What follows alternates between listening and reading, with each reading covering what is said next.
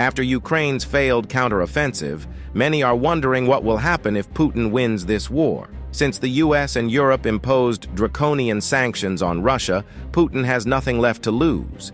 He will make Ukraine part of Russia and bury Ukraine in the history books. The world will either have to deal with Russia or defend a country that no longer exists, such as Czechoslovakia or Austria-Hungary. Europe will have to lift some of the sanctions, since many European countries will not be able to grow like they used to without Russian gas. Putin will be remembered as the man who restored Russian glory after the fall of the Soviet Union. Russia will certainly become the most powerful European country, both economically and militarily.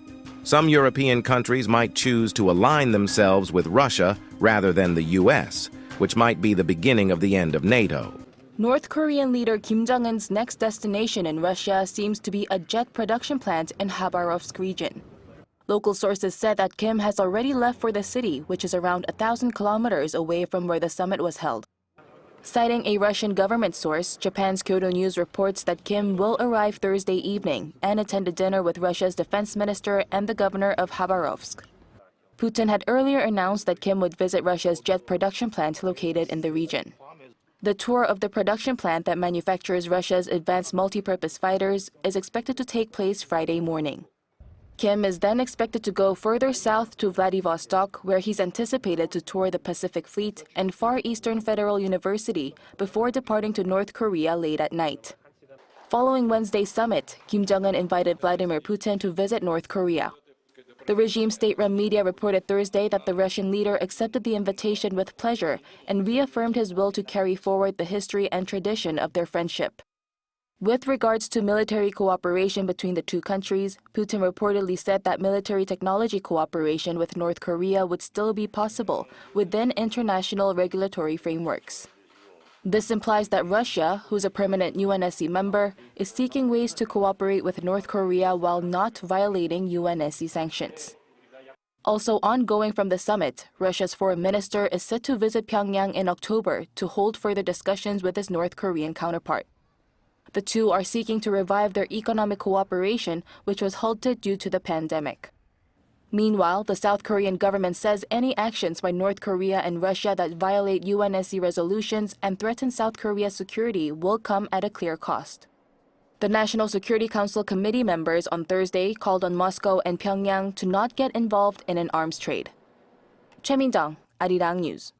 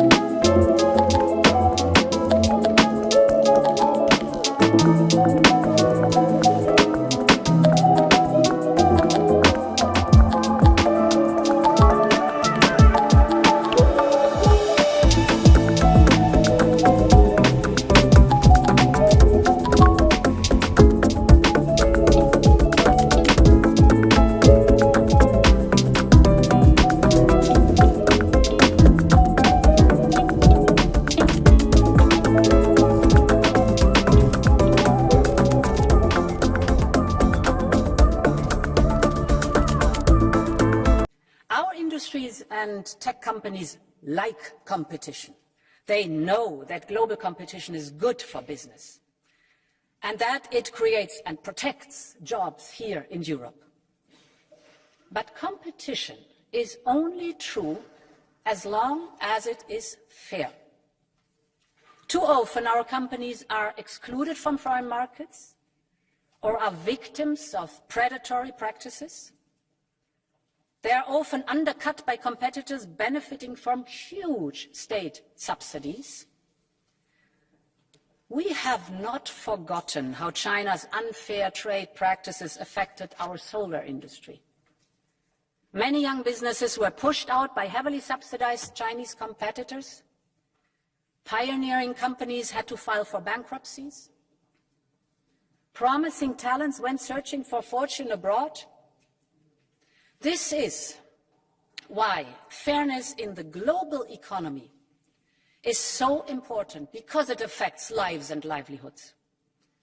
Entire industries and communities depend on it. So we have to be clear-eyed about the risks we face. Take the electric vehicle sector. It is a crucial industry for the clean economy with a huge potential in Europe. But global markets are now flooded with cheaper Chinese electric cars.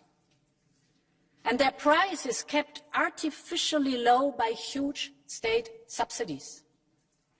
This is distorting our market. And as we do not accept this distortion from the inside in our market, we do not accept this from the outside. So I can announce today that the Commission is launching an anti-subsidy investigation into electric vehicles coming from China.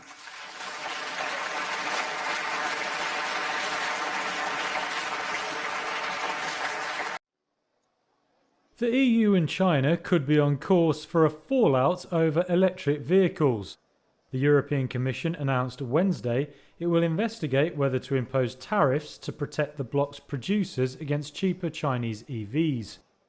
Commission President Ursula von der Leyen. So I can announce today that the Commission is launching an anti-subsidy investigation into electric vehicles coming from China. It argues China's car makers are benefiting from state subsidies. The Commission will have up to 13 months to assess whether to impose tariffs above the standard 10% EU rates for cars. Global markets are now flooded with cheaper Chinese electric cars. And their price is kept artificially low by huge state subsidies. This is distorting our market. And as we do not accept this distortion from the inside in our market, we do not accept this from the outside. The investigation covers battery-powered cars from China, so it will also include non-Chinese brands made there like Tesla, Renault and BMW. European car makers face a tough task to break China's lead in developing cheaper EVs. Chinese EV makers like BYD have stepped up efforts to expand overseas as competition intensifies at home and domestic growth eases. Industry data show China's auto exports surged 31% in August, following a 63% jump in July. The average price of a Chinese brand electric car in Germany was 29% lower than the average for non-Chinese EV models, according to a leading automotive analysis group. They're also 32% lower in France and 38% in the UK. Tensions between China and the EU have been growing, partly due to Beijing's closer ties with Moscow after Russia's invasion of Ukraine, and the EU wants to lower its reliance on the world's number 2 economy. Условились, что контакты будут продолжаться на различных уровнях. В частности, сейчас будет быстро подготовлен визит министра иностранных дел России Лаврова в Пхеньян, который состоится, как мы ожидаем, в октябре, в течение октября.